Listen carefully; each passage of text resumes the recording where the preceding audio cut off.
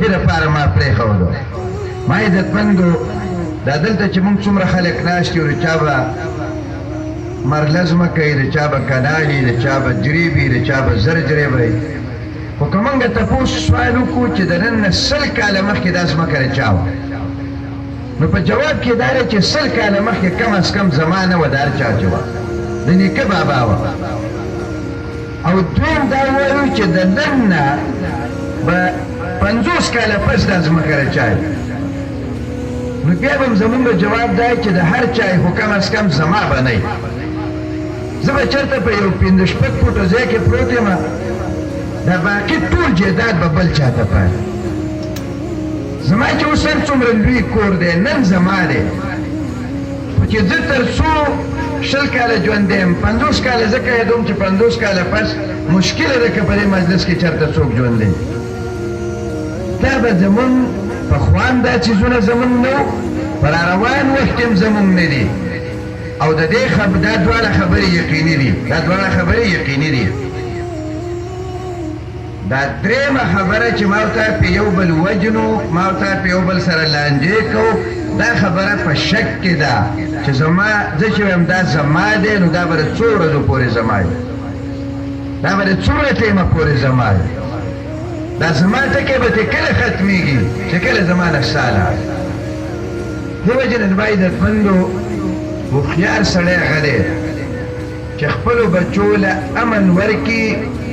د دې امن ورکولو دپاره که دی د ځان نه ګداګر جوړ کړي، نو هم د خیر د بهتره فیصله وکړه. ما په خپله په یو جرګه کې د یو ډېر لوی خاندان دی چې هغې ټول په دشمنو کې مبتلا دي. په یو روغه کې زه وم، هغه هلک چې ما سره میلاو شو، د سلطان محمد صاحب خبرې ته اشاره وکړه. هغه وایي زما هغه پلار باندې دی الله په ګور کې اور بل کړي چې مونږ ته را دومره دشمني جوړه شو، په دې کې زمونږ دومره خلک مړه شو. او اوس که زه را ټوپک دم نو زه را ټوپک پرېږدم نو ما نه پرېږدي، زه را ټوپک پرېږدم نو ما نه پرېږدي. دا جګړه مونږ ته په یو پوله جوړه شوې او د هغې نه مونږ دې حد ته ورسېدو.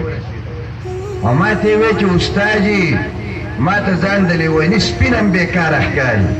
وایي زه چې کله داسې را روان یم که نه، وایي چې کوم د عزت سړی نو هغه زما نه داسې ډډې ته شي لکه څنګه چې د لیوني سپینه خلک ډډې ته کېږي.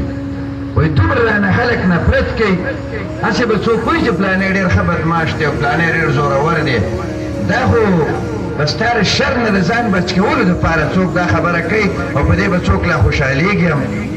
دې وجې نه ما عزتمندو د پښتنو کې هم پخوا دا څیزونه ډېر و، دا به ظاهري طور داسې د عزت څیز ښکارېده. خو نن د ټولې دنیا نه یو کلی جوړ شوی دی، د ټولې دنیا نه یو کلی جوړ شوی دی. نن د علم، د تعلیم، د روزګار، د امن د دې لپاره کوشش پکار دی. دا څیزونه دا د جنګ جګړو څیزونه دا پرېښودل پکار دي. او زما عزتمندو آخري خبره دا ده چې د مسلمانانو له موږ له پکار دي چې خپل صفونه په خپل میند کې روغ کړو. داسې حالات را روان دي چې په دې ټوله دنیا کې یو عالمي جنګ کېږي. هغې کې به یو طرف ته یهودي، د هغې مشرۍ به دجال کوي، دجال اثرات یې شروع شوي. تاسو د خپلو علماو نه تپوس وکړئ. د دجال د راتلو یو نښه دا ده چې خلک به په دروغه د پیغمبرۍ دعوې شروع او دې کې به لږ تسلسل راشي، لږې ډېرې به شي. دا په فلاني ځای کې دا وکړه، په فلاني ځای کې وکړه. دا د دې خبرې علامت دی چې اوس په هغه غټ دجال راوځي، غټ دجال به راوځي. د دجال د راتلو دویمه نښه دا ده چې د پیغمبر علیه السلام په شان کې به خلک ګستاخیانې شروع کړي، صحابه کرام باندې به خلک بد ویل شروع کړي. دا کارونه شروع شو. د دجال د راتلو درېیمه نښه دا ده چې اسلام او د اسلام احکام په دې پورې به خلک خنداګانې شروع کړي. هغه شی شروع شوی دی. دنیا د ظلم نه ډکه شوه، د ظلم نه ډکه شوه. پکار دا دی چې مسلمان د مسلمان په خپل کور کې چې ته خپلو بچو ته هم دا وایې چې یو بل سره اتفاق ساتئ، یو بل سره مینه محبت کوئ. که سبا چېرته د یو عالمي جهاد اعلان وشي نو چې تاسې هغې ته تکړه یې وایئ، چې تاسو هغې ته تکړه یې. دې وجې نه ما عزتمندو دې روغه باندې ډېر زیات د زړه نه خوشحاله یو. د زړه دې فریقینو ته دعا وکړه، دننه په دې حجره کې په کمره کې د دې دواړو سره ځان له ملاقات وشو، او د دواړو چې په ژبه کومه خبره کوله د یو بل سره د همدردۍ د محبت او د دواړو چې کم انداز کې خبره وکړه د هغې نه دا ماته اندازه وشوه چې انشاءالله د دوی دا روغه به پایداره وي، الله دې پایداره وګرځوي.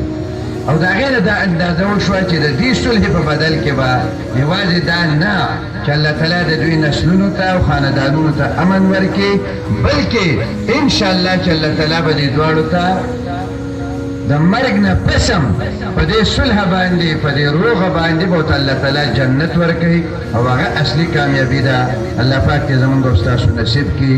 زه دې دواړو فریقینو ته مبارکباد وایم، تاسو ټولو ته مبارکي وایم، او دا جرګې ته هم مبارکي وایم، ځکه چې دا جرګه یې نو دا خپل کار هم پرېږدي او خپل وخت هم ولګوي، سوال منت هم وکړي، دا میاشت وکړي، 5 میاشتې وکړي.